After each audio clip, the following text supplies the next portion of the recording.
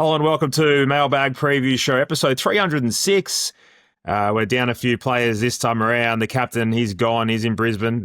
Be a horrible place to be after the Origin defeat. But we are joined by Pete Anthonys, John O'Reilly, Rob Scurry, and Butch Jono. G'day, Pete. G'day, Mickey G. How are you going?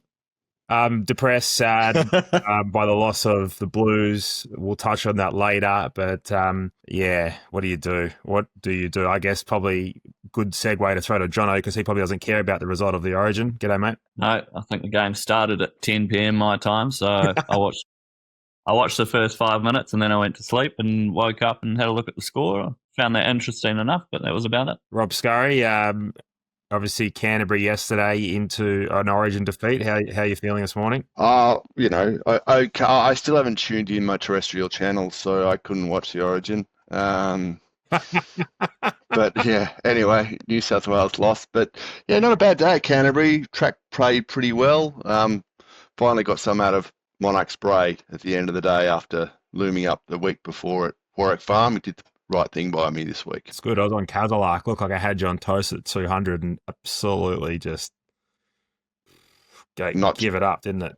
Not genuine, that horse. Looks better than he is. Just like the bloke who backed him, Butch Jono. G'day. G'day, guys. How you going? Now, Mick, this is a new me today. Now, I'm up and about because I am auditioning for RSN, okay? So if Hutchie's watching, right, I'm prepared to be the Kane Corns of the racing world, okay? Love Controversial, opinionated, willing to upset everybody. Well, not too many people talk to me at the moment, but anyway, I'll do my best to get rid of the last two anyway. Oh, it's good to have you here, and yeah, we'll chop this up, send this to Hutchie, make sure he gets a good look at it, and you'll be on the maybe the RSN version of the means test. You can take on Johnny O'Neill and Wayne Hawkes with your own version. Maybe we'll get you and Jack on for the means test if Jack's allowed back on radio, and see how we go from there. But it's been a busy enough week. Why don't we kick off with Origin, Butch, because you thought it was one of the better games of football you've watched, and you're not a huge rugby league man, but stroke of genius, one of the best coaching moves we've probably seen in quite some time, where Billy Slater decides to drop his halfback and his captain. Yeah, it's almost win the entire thing. It almost mirrors, controversial commentary, because you would think as Billy Slater was an outside commentator looking in, he'd say, well, this guy's your captain, but he's not really, doing a job for us. We need to inject a bit of new blood in. Well, he just took it upon himself to go ahead and do that. And, absolutely. It just straightened them up, didn't it? And not that I know much about the game, but all I know is the guy they put in has had an enormous effect on the outcome of the result. So you'd have to say vindicated. And, of course, coached by a Melbourne Storm man and Cam Munster. I mean, there's a bit of a flavour there. I don't know whether you blokes picked it up, but wasn't it Queensland beating New South Wales? Toria won the State of Origin. Certainly feels like that. Lads, you see a lot of this in racing, and it tends to be sort of frowned upon in racing when you make these big calls and you might move a horse from a certain stable to to another trainer, and the public blow up deluxe or the punters. It's unfair, but to make a decision like that and to execute the way Billy Slater did and get the result, Pete, like sometimes you just got to make the big boy calls, and he's got his results. You can't please anyone at the moment, so you just have to go with your gut, don't you? It's clearly you live by the sword, you die by the tip, sort of thing, and Look, I didn't see a moment of the game, so I can't really comment. But it did seem like some of the numerical stats afterwards painted a picture. And obviously, don't want to rub salt in sort of wounds after what happened in the second game as well. But let's just say that New South Wales probably didn't have the best run of things, and also the best game plan and strategy and execution over the last couple of games. So, there's always next year. Better luck next year, guys. Yeah, we got flogged again, and it's just you just get sick and tired of it. And it very much is what it is. But we'll move on. That's enough of that rugby league stuff. Old man yells at clouds. I thought it's a good opportunity to bring this one up. Butch is given your auditioning, and we'll touch on plenty of racing soon. But you wanted a segment to yourself, so over to you. Well, it all started with me taking the Dyson vacuum in for repair. And what was wrong with it? If we lost Rob, or is he just taken off without comment? Can we bring it back? He didn't like the sound of the segment, so he's gone. To yell at a cloud. Oh, okay. Sorry, Jono. I just thought we may have skipped over talking to Rob about something. No, go for it. Okay, right. We'll restart that again. Yeah. So took the Dyson vacuum for a repair the other day in Camberwell. I don't know whether you know Camberwell, but if you've got probably the same colour hair as me and drive maybe a BMW or a Mercedes, you'd fit into Camberwell quite well. And so anyway, I go for a stroll. They said, give me 1 hour, we'll fix this thing, which is probably just a new battery, to be honest. But anyway, you pay your money and cop what's coming your way. So I go to this cafe and it's called Laurent. I don't want to sort of out them here, but it's called Laurent. And I sat down and hey, I'm up with modern science. And so I scan the code on my table, but I can't just order food. I've got to go and set up an account, and they've got to send me an email link. And then anyway, a guy comes over to the table and I said, mate, can I go to the counter and order my food? And he goes, yeah, sure, just jump in the queue over there. Seriously, I would have been there for half an hour if I'd have gone through and jumped their hoops to order an egg and bacon roll. Now, can I just tell you, the egg and bacon roll on a brioche bun was like probably as big as a drink coaster.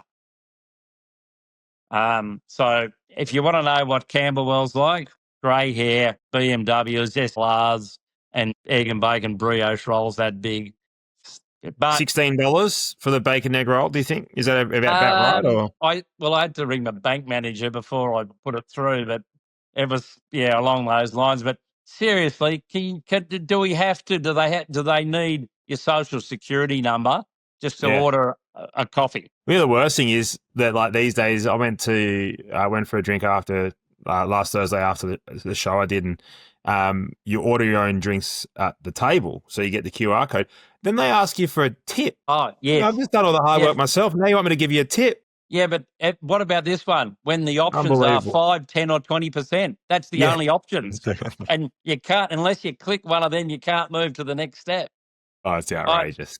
Hey, Rob, would you be giving your information out to buy a cup of coffee? No, sorry. It's cheap. It's too cheap as it is, really. What, $2 a race or something? So no, that's not even a cup of coffee. And probably more your personal information, Rob. Regarding the e-safety Karen, make sure you're ordering the right, bacon egg roll with the correct pronouns. This was a anyway, chicken and I'll leave that there. But yeah, she copped a defeat in court this week, actually. The e-safety Karen, the American woman who wants to police everything. Anyway, did she? Please elaborate. There's a sort of a bloke who they call him Billboard Chris or something. He goes around, he's sort of campaigning against the, kids getting puberty blockers and all that. And he said something nasty, whether it was nasty. He seems a pretty reasonable guy. He said something a bit conservative. Karen took him to court, and for whatever reason, the judge agreed with the little guy, not the government. Yeah, a win for the little guy there. A bit vague on details there, but yeah, it's a good result because the free speech is not something we really have in Australia. We don't have a First Amendment here, and this woman really wants to put a thumb on the scale to say what's right and what's wrong. Something for the battler, hey Rob. Is there a male version of Karen? Darren, isn't it? Oh, I don't know. Respect to all the Karens and Darrens out there. It's nothing personal. It's just something that's stuck. Flindell and McCauley have just fallen off their chair. You've done them filthy. Gouchy is not happy. Yeah. Unbelievable. Well, good, Darren. Has it gone over the ditch yet, Jono? Have you gone into Darrens and Karens in New Zealand yet? I think it's where it started. Oh, we've definitely got Karens. Haven't heard the term Darren before, but Rob's a bit more up with the hip terms than me. Yeah, well, I've got young kids, so got to keep up with. I think OK Boomer originated in the New Zealand Parliament, didn't it, Jono? OK Boomer. Yeah, possibly. That sort of rings a bell. Yeah. It's good. It's good gear. RSN announcement the other day. Butch and Pete, probably more relevant to you guys, but SEN have purchased RSN.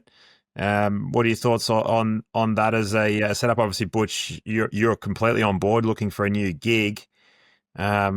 But what does it change? Like RSN, 100 years of history down there. I believe that SEN are looking to maintain that, and with complete respect to that. But what's the word on the street, Butch?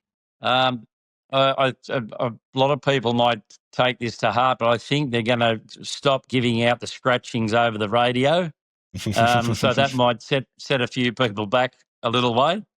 I cannot believe they still do it. No, yeah, that's right. So that's going to upset a few people. So it's not as if you can change stations, though, is it? You can't go to the opposition. No. But I'm trying to be as controversial as I can here. I really want to I know Hutchie loves an edgy sort of a man in the studio, so I don't know whether I couldn't fall into the trap of the, like Taggart and all those blokes cheering them on. I don't know whether I could go full, screaming at the TV stuff. Yeah. No, but I'm quite happy fine. to. I think you'd feel a lovely void over there, RSN, just real straight bat with a bit of edginess, and no, you do a fine job. We'll just have to keep you on a short leash from time to time. Pete, what does it mean to you down there? Like, obviously, you do feature on SEN, as do I, but is there much word, or everyone just seems like up and about the whole idea and concept? Obviously, it's important that RSN continues. Yeah, look, I think it is important that RSN continues because they have different audience bases, and I think it would be too much of an abrupt end if it just suddenly ceased to exist under the current form. Look, it's going to be fascinating to see what it means for racing media going forward. Not question without notice, but if I wanted to put my 2 cents forward, it would be you'd focus on Sydney and Melbourne coverage exclusively with RSN. I know RSN had a carnival channel back probably 10 years ago, which used to do such things. And then they had another exclusive channel that basically did race by race commentary. So look, I think that would probably be a sound way to go forward, because there's nothing that's filled that TVN void, let's be honest, in whatever that's been, 15 years. So I think there's a really good opportunity for change. I don't know if RSN's quite had the same pull since, the late, great Dean Lester passed. So I think there's a good opportunity there to bring it all in-house and really try and come up with a plan to reinvigorate racing radio, because I still think a lot of people do enjoy listening to racing information and broadcasting through the wireless. Yeah, certainly do, 100%. You can't always, like, I know I'll listen to the radio a lot of the time and then just watch a race. Like, that's sort of how I set up. I assume that most racing sort of fans are the same. And I think many of us sitting there in front of a TV all day, just purely watching the races. So maybe Butch, he has the time to do it, but not us. Hey, Rob, interested in your thoughts on Peter McGurran. Obviously, looks like he's stepping aside after the Rose Hill saga. What are your thoughts up there in Sydney town? I thought, it was pretty much untenable. He championed that cause to sell Rose Hill. I think, he was, New South Wales politician with links to property developers. So it sort of didn't pass the sniff test a little bit. I think the lack of trust in that campaign and was the issue there, I think. But look, hopefully we can get someone involved who gives a shit about punters. That would be great. Just someone who cares a little, like 3% about punters. So let me throw this at you, Rob, because we're all guilty of, having issues and throwing mud and being like, oh, this isn't right. But, rarely do we come up with a solution. And you don't have to come up with it right now, maybe at some stage in the show. But if you have one, who would you... I've got one. Who would you put in that role? Or any leadership role, even in anywhere like Victoria or Sydney, or just who would be your go-to? The most hated man at Sydney Racing with 2 strikes against him, Mr. Mark Lambon of Racing Round would be. Glenn Pollitt. Glenn's to be good too, but Mark's a little bit more level-headed. So I'd love Mark Lambon to head up the ATC and give punters something. Maybe you could get them to clean the seats at Canterbury and Warwick Farm, which have got that much dust and bird shit on them. At some stage, Phil Gould. I'm not sure if the Melbourneites know much about Gus, but he's done tremendous work at the Panthers, tremendous work at Canterbury, and maybe if he's had a gutful of rugby league at some stage, maybe make the transition over to the racing game, because he is a passionate racing fan owner, and I think he's a genius. So I'd love him to get involved at some stage. But anyway, Pete, what's your thoughts? Anyone that you'd love to see in the top job, maybe in Victoria or Sydney? Well, I was going to say, is Richie Callender able to take it up? He can just do everything. Bring it all under the one man's banner. Look, I don't really have too much of an opinion, to be honest. Down here in Victoria, we're too busy just consolidating prize money. I think every maidens has gone up $5,000. So, something. What are your thoughts on that? I don't mind that. Butch? Yeah. I guess I'm not the right person to ask, though. I think if you run the numbers, you either want really good prize money for maideners or then straight to your major races. Your ones that battle in between and last in a 2 or 3 year period as a racehorse, they can accumulate with placement. So your good earners will get their earn anyway, and you've got to sort of compete against all the other good races around Australia. But I think the amount of horses that win that one race, I'm not against getting good money out of maidens. Yeah. You see New South Wales has done a great job with it. Like the super maidens are good because you can send their, maybe the slightly better maidens to those. And you've got country restricted maidens for the country trainers. You've got provincial only. You've got midway. I think it gives everyone an opportunity to actually win a race. And as an owner, and Jono, you'd be better versed in this than all of us. Owners they just want to win a race, and you win a race, you reinvest, and you keep going. So the more that we can get horses winning races, I think the better. And the reality is, I don't think any of us are here racing horses to get rich. We're doing it because we love the game and we want the thrill of winning, and we want to tell everyone at the pub or at the local sport that our horse is running around and it's a good chance of winning. The more we can do to make winning available, the better. Right, we're going to do some feature races. Sir John Monash thrown Pete a curveball, won at Randwick as well. But what do you want to kick off, lad? Do you want to go to the Sir John Monash? We'll kick off there first. Let's do it. Righto. Well, Pete, this is right in your wheelhouse. So why don't you kick us off? What are your thoughts on the Sir John Monash 1,100 metres Caulfield? First of all, maybe just give us an idea of this is sort of shoot, start, set up, pretty even. Draws don't really matter. Am I sort of on the money there? Well, quite often the wide draws are going to be favoured purely because you can keep momentum. It's basically just a left-hand turn. So we'll have to just play it by ear, see how much rain falls in Victoria over the next 48 hours or so. But yeah, certainly with the wide draws coming out of the chute, often, Damien Lane was probably the best at this, but just sitting 3 wide, no cover, keeping your horse comfortable and just allowing them to build momentum into the straight and find the best lanes. That's usually what you're looking for. Look, in terms of the race, I'm not going to lie. I don't do any Victorian form anymore, purely just so I don't dilute my mounting yard stuff. But I do look forward to seeing a couple of these horses, like Recommendations being a horse that I've been paraded very big in condition, I think it's fair to say, first up. He had plenty of improvement to come, then improved last start, but didn't necessarily show anything on the track. And now here he is, I think, for the 3rd run for the prep. So, look, he's a horse that is still, I think it's relatively inconclusive if he's come back after that trip to Hong Kong. So for him to be, I guess, relatively in the market, that's of interest. But then also Joe Pride with the favourite. He's had a couple that have come down over to Melbourne over the last few months. But Rob, what do you know about this in-flight and what can I look for in the yard? Yeah, she's a nice mare, can get a little, would parade bright most of the time. Just looks like a good Saturday horse. She's been pretty good to me over the journey, but I reckon now she's kind of just about found her level. Just looking at this Limbs Kosciuszko, 22 wins from 32 starts. Where's it from? Is this like a Singapore horse? Yep, spot on. Okay, that's a decent record, 66% win rate. In 30 jobs. I haven't seen that too many times in my life. It's like it could be like Jono racing against 10-time Group 1 11-year-olds down at the Oval. Who's got him? Let's have a look at that. Who's training it? It doesn't say. Dan Ma's come down from Singapore, so he's now based in Victoria. Seen a few of these horses go around. Lim Sol Toro has been racing pretty consistently in the Saturday grade. But look, I think it's fair to say that Singapore group form, let alone any other form, isn't the equivalent of Victorian group form. It's probably like taking a horse out of Perth and dumping him in. They might run okay, but it's probably a fairly significant step up. So, look, that's not necessarily knocking the horse before it's run, but it's just that's how it is. It's just being logical there.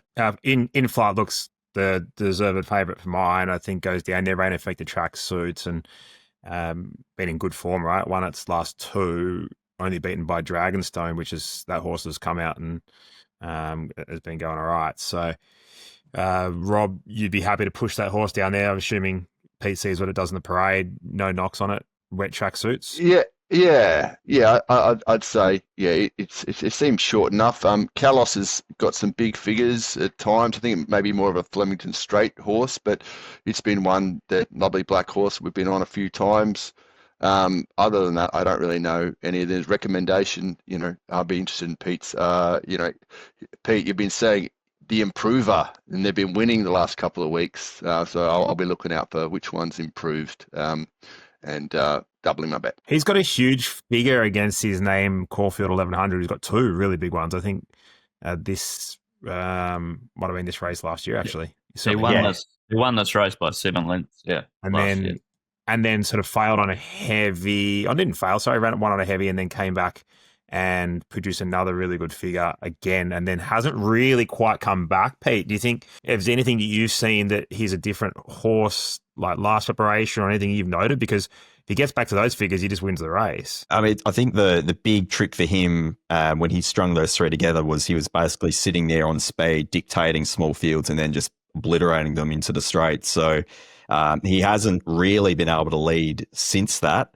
I think he might have led one race there at Caulfield when Shin was on board, and he ran 5th on that occasion. Look, the big question mark is just that trip to Hong Kong, isn't it? I mean, so many horses just don't come back after that. It's an arduous task. You have to go through all your vaccinations. I mean, he got his pants pulled down by Ka Ying Rising, beaten 12, 13 lengths or something like that, which I guess most probably Group 3 sprinters in Australia probably would get the same fate. So, look, it's just a case of you just need to almost see the horse produce something back on the track here before you can trust him. So difficult race to come into from that perspective when I don't have any great read on in flight. But that's certainly a horse that I'm looking forward to seeing parade there on Saturday. I think that's a big wrap for me, what Rob has said, and also looking at these figures. Can you take much from Blake riding Kalos? He had a fair bit of success on recommendation last preparation. Jumps on Kalos. I note that recommendation and Kalos have sort of met each other a couple of times, at least maybe 3 times last preparation, and there hasn't sort of been much between them. Ben Allen's obviously riding well, but if recommendation isn't going quite as well as he had last prep, and Kalos is going just as well, then obviously Blake on, hungry Blake. Off the injury setback as well. I think that's a great point. He's won on Kalos' first start previously at Caulfield over the 1100, and that draw from 7's probably, one of those ones where you're looking for rail true. It's probably less likely that it's going to be suiting horses drawn the inside. So you'd think from 7 you should be able to find the best part of the straight. So big watch for me on how he parades back in the game, because Kalos, as Rob said, he does have a pretty, good history behind him. He's got some really nice figures there when he's at his best, and, often he's a pretty strong customer, and he seems to have trialled pretty well just looking at the numerical numbers. I don't know if any of the guys have dissected those, but yeah, I don't know. It's a race where you're looking at a couple of potential angles there for me, but I'll wait and see how they parade. Butch, what do you got for us? Well done, Pete. You took the words right out of my mouth. I was just going to chime in with the Hong Kong bid on recommendation. That's real. We know that it's real. Now, normally I'd say, well, let's sit back and wait for him to find his form, but this is the new me.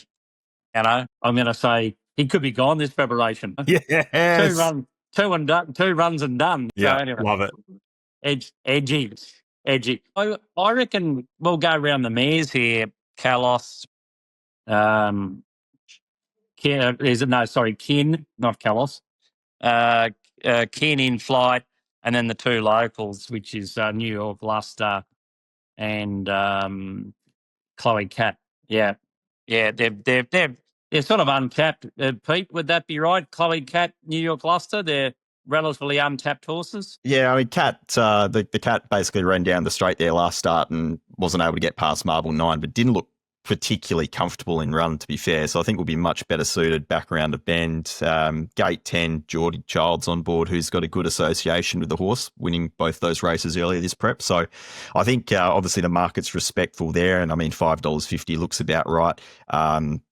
Look, I'm looking at probably the other one is New York Luster that's in the market with Jamie on board, drawn soft, and comes off a freshen up. So what has now put 5 in a row together. it's just an interesting setup for a horse. Again, like this is a race with, I think, a few different angles there. So I don't know. Looks tricky from that perspective. With the captain not here, I just thought I'd mention he'll love this. Even the genius Graham Begg got it wrong with his champion sprinter called All Silent, who he took to Hong Kong and came back and could never win a race. He was about as good as Chautauqua. Some of the best. But some of the best wins I've ever seen was All Silent, and it went from being the most exciting horse in racing to sorry tail after a trip to Hong Kong. So one down the outside fence.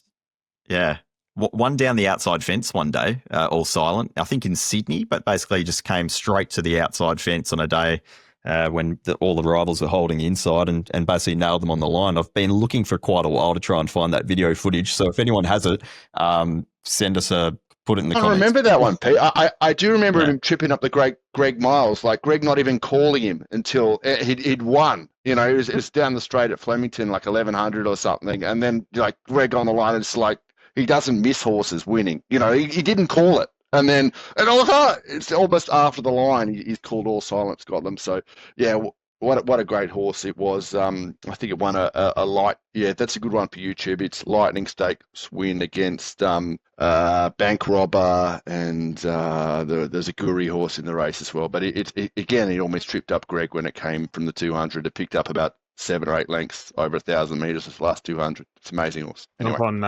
Jump on YouTube, trip down memory lane there. All Silent. Lads, Randwick race 5. I threw Pete this little short ball. I said, Pete, there's one of the best bets of the entire weekend here in race 5. And tell me why it's Federer. Okay, so doing the form for this race, I was looking at Federer and just going, okay, how much trust do I have to put into Federer to get this horse into a bettable price? I guess the thing for me is looking back at the first 2 runs to this preparation, a little bit slow out in the first, had excuses just running up backsides there in the straight and didn't really get a fair crack at them. And then last start was just in the wrong part of the track. And I think that's probably the key thing here. You're looking at the starting price there for last start was firm enough. There was support for the horse on the day. It wasn't as short as Piggyback in the market. But I did the replay and I was just looking at the horse going up and down the spot out wide there on the track and just thinking, surely. So I went back, made myself do the lane report, worked out, yes, not suited versus the day. Mr. Kapoji, is that how we say that? Was just completely blessed in the right part of the track and is deep in the preparation, and there is no way I can get this horse single figures because I don't know where it's getting to and run. So I've got it marked well and truly into double figures. And then you're looking at a horse like Piggyback, who's probably going to be back and run. So we'll need track pattern in her favour. And I don't know rail 6 metres, if that's going to be the case. You'll probably be able to help me out there. But I was leaning the horses more in the first half of the field as a starting point. I'd say especially now it's windy and going to get only drier as well. So I think they'll race a bit quicker. And yeah, Rob probably has more experience in this than me, but when the rail is out, it's hard to loop around that turn. Like, better off sucking up underneath and then once you hit the rise, just trying to peel off. But you don't have to be like wide and swooping necessarily. But small field, Federer, clear best bet. I think that the thing for me is this horse was 14, went to 1,800, and that's it's a quantum leap, first time. And probably, the last 100 meters or so, fitness probably gave out a little bit as well. Wrong place. But the other, as you spoke about the lanes, but the other thing is roper off, collar on, serious signs of intent. I think it turns up and does a number on these. I think, look, there is that figure, that second up figure as well at Sandown where you go, oh, okay, that was pretty big. We know the horse has a ceiling, at least if that's its ceiling. It's got significant improvement to come off what we saw last start, and it only has to go halfway there to blow these away. And I think that's it. That ceiling or that peak figure was on a good 3 at Sandown. I remember being there that day and won from the back on a day where it was pretty difficult to do that. So, I mean, you're looking at that peak figure. If he reproduces that figure, he basically wins, and he wins quite comfortably. There's a little bit of trust. I'm not going to lie. I think there's a little bit of trust with that figure in mind. So I wanted to have a couple of horses on side. One was Bright Red, Just not suited last start. I don't think she's been suited in any of her starts this preparation. Just drawn gate 1 all of a sudden. We'll get a lovely soft run in transit, and I didn't mind getting onto a soft 5 surface. So, look, Morgan jumping on is something that I didn't really have a great read on, to be honest, because I'm not doing a heap of Sydney form right now. But coming out of some very slow run races, I thought that horse had plenty of scope to improve. And look, if Hoveland runs on the quick backup, I'll be chopping on that horse as well, because I think 3-year-old, little bit of extra in their favour at this time of year. That's probably the one that I wanted to make sure that I wasn't losing on. So, look, at this stage, I'm going bright red Hoveland, small bets each. But Federer, I've got marked at just basically bang on $4. That was the only horse in the market that I wanted to be with. And I can get around $3.90 at the moment. So I'm not too far off. Rob? I can't have Hoveland. Saw him yesterday. Looks a provincial horse. Got to be double figures for me. Piggyback, coming, it looks like a stayer. Hasn't been quite ready, slowly improving. I hear what you're saying regarding map against, but that looks the only real danger I can see to Federer. Braithnock flying. We've got him on our horse later in the day, where he'll be maybe sitting around with a bit of he'll be doing a tullock and winning with 64 kilos. Hey, piggyback strikes me, actually scares the life out of me a little bit, because barrier 1, I don't think suits his horse at all. And it's been barrier 1 last 2 starts. The only saving grace here with that horse is drawn widest, and they're probably going to have to spot, I'd imagine, Federer, I don't know, 2. And I just don't think, I don't think there's a whole lot of difference between them ability wise. So I just don't see it out sprinting Federer per se. So, but Braithnock, he could be the difference, because he might just go, you know what, I'm going to be positive today. What does that change? Who knows? But interesting race. Jono, Butch, any opinion? I don't know the form. Sorry, John. I'll leave it to Jono to have a guess. Yeah, exactly. Let's just start that again, Butch, because obviously we're going to get these questions when you have your own show. When I throw to you and say, any opinion, just come with me with some hard-hitting, edgy, like, mate, Federer, he's just going to be far too good for them. Jono? Okay. No one's mentioned its breeding. Have you seen this, Butch? It's done deal out of Jamaica. Oof. It's you, sir. Yeah, I did the form on the race. Made no sense to me. And funny you say that, Rob. The only thing I got out of it was, that's out of Jamaica. so, but if I didn't even have to make that up. Yeah, I just thought that's. She's had a couple. Was Grand Slam out of Jamaica or half to Jamaica? Question without notice. I don't think it was out of Jamaica, just gut feel. But the only thing I was going to add was it's highly unlikely Mr. Kyoge strings 2 together. Could you imagine? That's where I'll leave that. Pete, have you looked up Grand Slam for me? Grand Slam was the full to Jamaica. My boy Charlie out of Mind Game. Bingo. Yeah. There you go. See, that's the sort of content. That's the sort of content I'm bringing, Mick. That's good. That's good. Usually you've got to do the research yourself. Like, you're not quite Joe Rogan areas yet. You can't just have a sidekick. Like, I don't think Pete's kind of going to be there for you. So, but we'll work on that. Katsu, our background is Katsu until Valhalla. You've probably, Rob, sounds like you've had a good look at of Katsu. What are you thinking? Carrying the weight of the nation, 64 kilos. Look, I haven't done much of form on the race at all. All I know is it is a very, very quick horse, and it's a very, very big horse, and it's going to get, I reckon, pretty close to a good track, if you can believe it. With all the wind we've got around here and the sunny skies, I reckon it'll be a 5.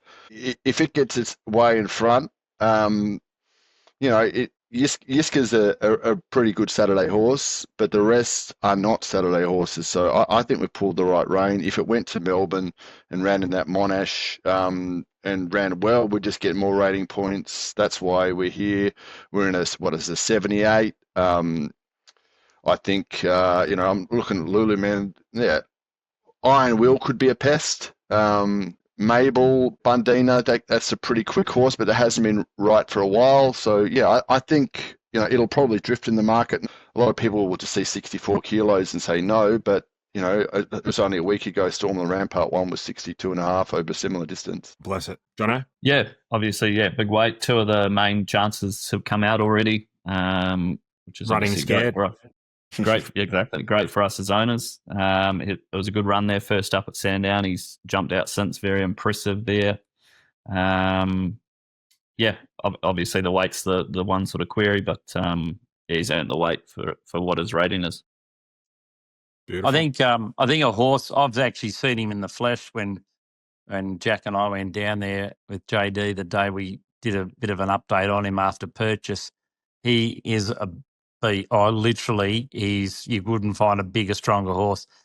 66 kilos prior to the claim, 1,000 metres. I have no concerns with that whatsoever. Wouldn't even bat an eyelid with it.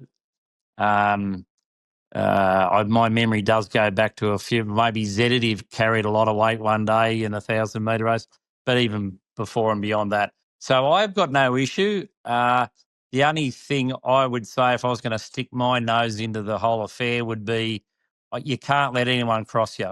Yeah, handlebars down. You cannot give up the rail. You know, I don't like doing it, but if you have to give a little rub and a push, so I don't think you will because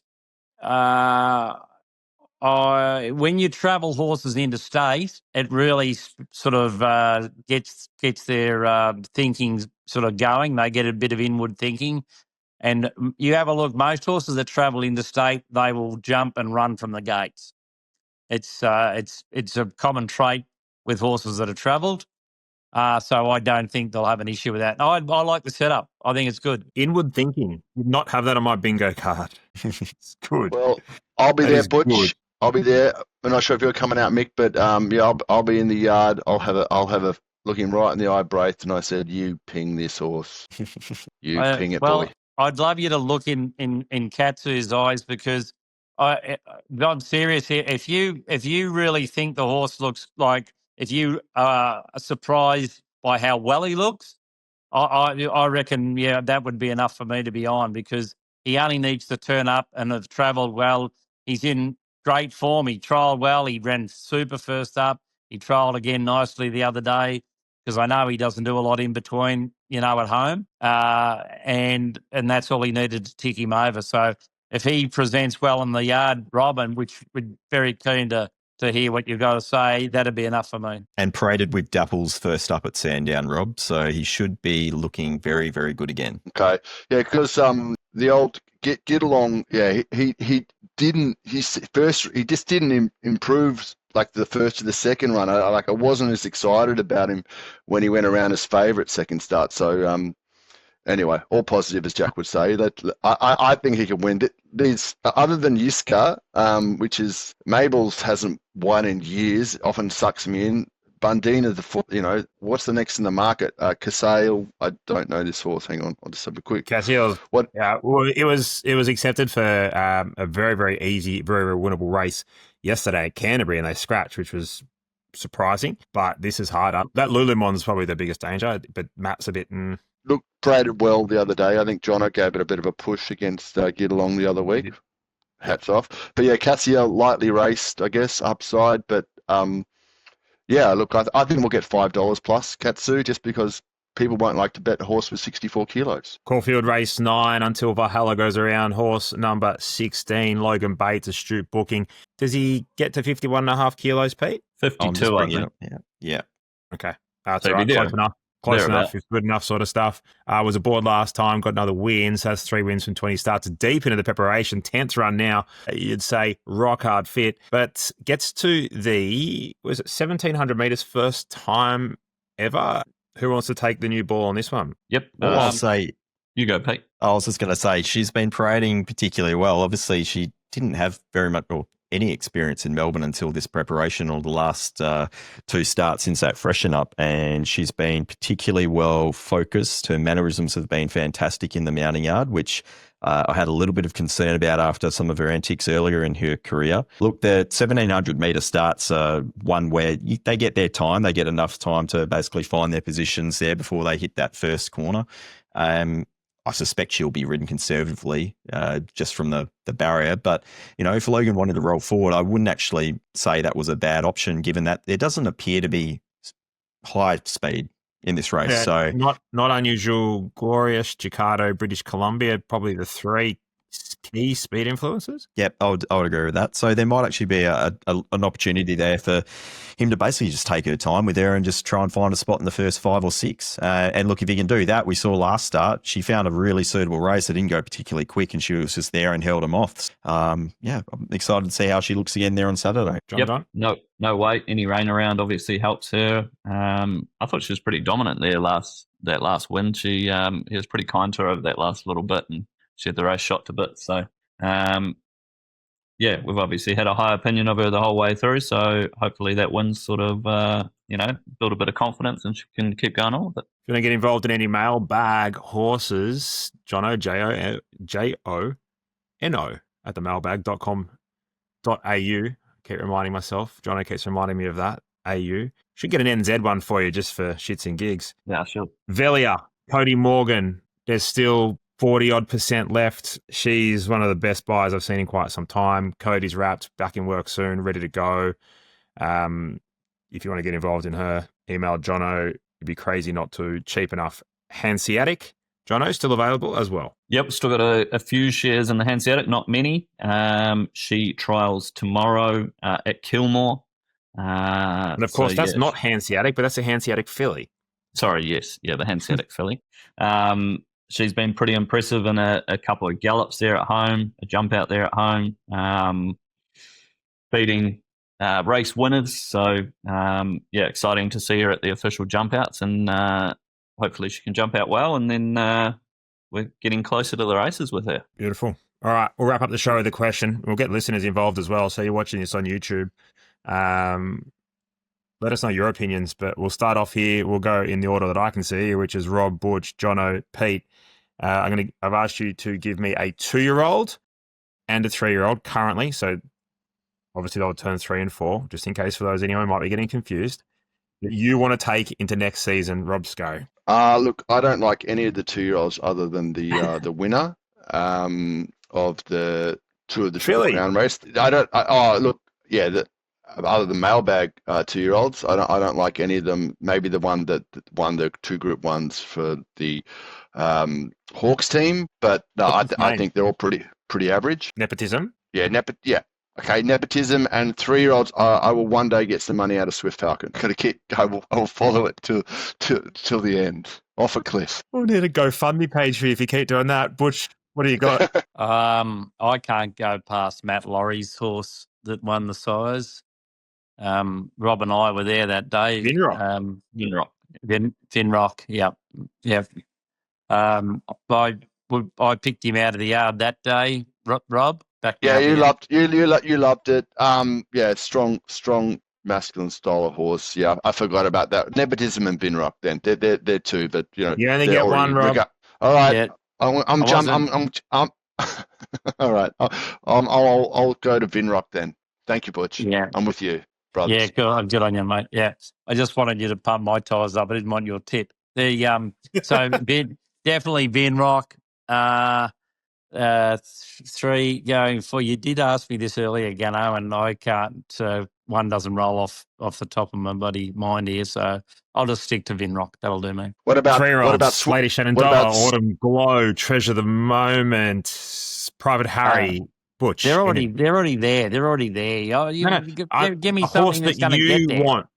I get there. What horse would you love to own and take? Yeah. I think I answered that. I'm not prepared. You don't want any of them. I'm totally unprepared for this segment. Reject the question. All right.